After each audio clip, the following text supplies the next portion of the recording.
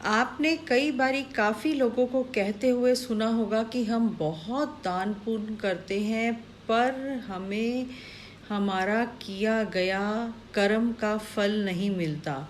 हम बहुत पाठ पूजा पाठ करते हैं, मंदिरों में जाते हैं, पर हमें हमारे कर्मों का फल क्यों नहीं मिलता?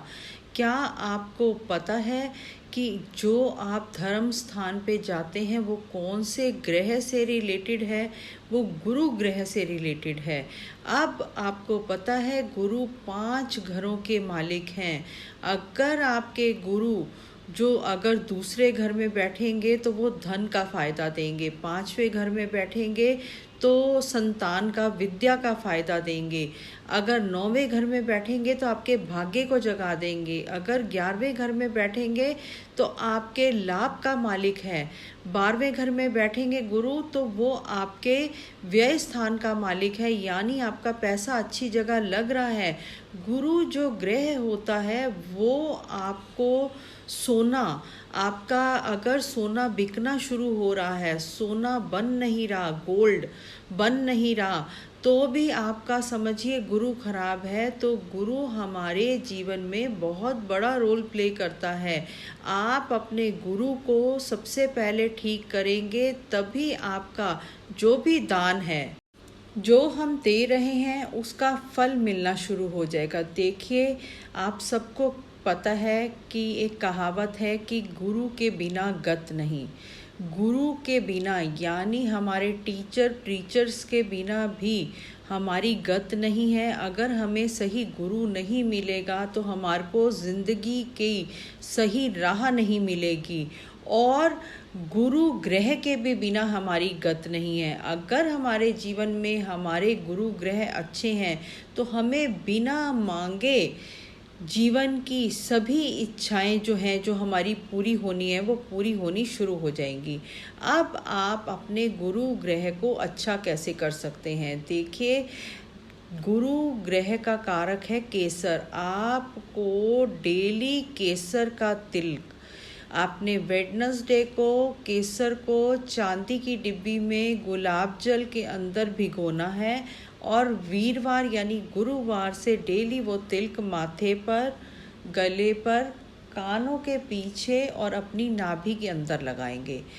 ये लगाने मात्र से अगर आप ये रूटीन में अपनी एक हैबिट बना लेते हैं तो जो गुरु ग्रह अगर आपका लाइफ में सही फल नहीं दे रहा, आपका गोल्ड बिक रहा है, आपको गोल्ड जो है वो आपको रखना पड़ता है कर्जा उठाने के लिए, यानी अगर आपको बिना बात पे कर्जा उठाना पड़ जाता है, जो आपका गुरु ग्रह से रिलेटेड है, आपका गुरु ग्रह आपकी जन्म कुंडली में खराब असर दे रहा है, वो केसर का तिलक लगाने मात्र से ही आप नोट करेंगे। मैं ये नहीं कह रही कि एकदम लगाएंगे जादू हो जाएगा, पर अगर आप इसको अपनी डेली रूटीन में शामिल करते हैं तो आपको ज़रूर फल मिलेगा। दूसरा, जब भी आप मंदिर में, गुरुद्वारे में, कहीं भी जाते हैं, आप सिक्का चढ़ाएं, नोट चढ़ाएं, आप उसके ऊपर हल्दी का तिलक लगाएं।